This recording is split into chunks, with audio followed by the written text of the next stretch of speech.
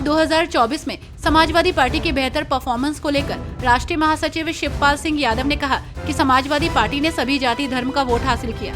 Samajwadi party अब सर्व समाज को साथ लेकर चल रही है। साथ ही ये भी कहा कि इसी जीत को देखते हुए उत्तर प्रदेश के मुख्यमंत्री योगी आदित्यनाथ को नैतिकता के आधार पर इस्तीफा दे देना चाहिए। लोकसभा चुनाव में कन्नौज लोकसभा सीट से चुनाव जीते समाजवादी पार्टी के राष्ट्रीय अध्यक्ष अखिलेश यादव अब इस्तीफा दे सकते हैं। सूत्रों से मिली जानकारी के अनुसार सपा अध्यक्ष अब दिल्ली की राजनीति की ओर रुख कर सकते हैं, जिसके लिए अखिलेश यादव अब यूपी विधानसभा से इस्तीफा दे देंगे। वहीं माना जा रहा है कि वो करहल विधानसभा सीट से इस्तीफा देंगे। उत्तर प्रदेश में बीजेपी सभी 80 सीटों पर जीत का पताका फहराने का दावा कर रही थी, लेकिन उसे 33 सीटों पर ही संतोष करना पड़ा। उधर समाजवादी पार्टी 37 सीटों पर जीत का पताका फहराने में सफल हुई, जिसे सपा के लिए एक बड़ी उपलब्धि मानी जा रही है। उत्तर प्रदेश में बीजेपी के इस निराशाजनक प्रदर्शन के साथ ही योगी आदित्यनाथ सरकार के 16 मंत्रियों को विधानसभा में बीजेपी को हार का सामना करना पड़ा।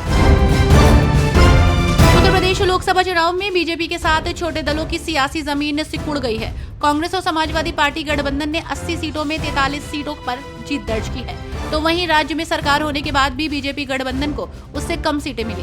बीजेपी ने 33, जयंत चौधरी की पार्टी आरएलडी ने 2 और अनुप्रिया पटेल की पार्टी अपना दल ने 1 सीट पर जीत दर्ज की। दिलचस्प तो यह है कि जयंत चौधरी और अनुप्रिया पटेल वोट ट्रांसफर कराने में बीजेपी की खास मदद नहीं कर सके। अमेठी से भारतीय राष्ट्रीय कांग्रेस के टिकट पर चुनाव जीतकर संसद तक का सफर तय करने वाले किशोरीलाल शर्मा की बेटी अंजलि ने पिता की जीत पर प्रतिक्रिया दी, जहां अंजलि ने कहा कि नौकर, चपरासी, प्रॉक्सी, चिंटी बोलो, अब कोई फर्क नहीं पड़ता।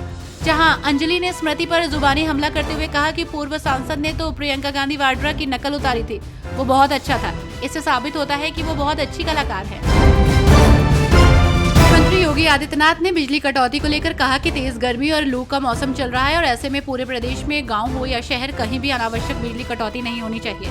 बिजली तभी कटे जब बहुत जरूरी हो, ट्रांसफार्मर जलने, तार गिरने और ट्रिपिंग जैसी समस्याओं का बिना विलंब निस्तारण हो। अधिकारी फोन अटेंड करें, कहीं भी विवाद की स्थिति न बनने पाए। यदि ऐसा हो तो वरिष्ठ अधिकारी तत्काल स्वयं मौके पर पहुंचे। उत्तर प्रदेश में भाजपा की हार पर भगवा क्रांति सेना की राष्ट्रीय अध्यक्ष साध्वी प्राची ने बड़ा बयान देते हुए कहा कि प्रदेश में भाजपा की हार का कारण कार्यकर्ताओं की अनदेखी बताया। उन्होंने कहा कि अनदेखी से हताश होकर कार्यकर्ता चुनाव के दौरान अपने घर में बैठे रहे, जिससे भाजपा को हार का सामना करना पड़ा। फिर भी हमारा वोट प्रतिशत कम नहीं हुआ है। देश की सबसे बड़ी पंचायत में अब शाहजहांपुर जिले के 3 नेता ताल ठोकेंगे। जिले के स्थानीय सांसद अरुण सागर के अलावा पीलीभीत से नवनिर्वाचित भाजपा के सांसद जितिन प्रसाद और आमला के सपा सांसद नीरज मौर्य भी शाहजहांपुर के ही रहने वाले हैं। इसी के साथ ही शाहजहांपुर इकलौता जिला बन गया है जहां के 3 नेता एक ही चुनाव में सांसद चुने गए हैं। लोकसभा चुनाव के परिणाम भाजपा के रणनीतिकारों के लिए एक बड़ा झटका है। गोरखपुर और बांसगांव लोकसभा सीट पर पार्टी जैसे तैसे कर जीती, लेकिन पिछले मुकाबलों से वोट घट गए। दरअसल भाजपा पहले से ही ये मान बैठी थी कि श्री राम मंदिर के भव्य निर्माण से, धार्मिक भावना मजबूत होने से हिंदू समाज एक मुश्त उनके पक्ष में वोट करेगा, मगर यही अति आत्मविश्वास ने भाजपा को घुटनों पर लाकर खड़ा कर दिया। बांसगांव लोकसभा क्षेत्र से गठबंधन के कांग्रेस प्रत्याशी सदल प्रसाद की मामूली अंतर से हार का मामला तूल पकड़ने लगा है।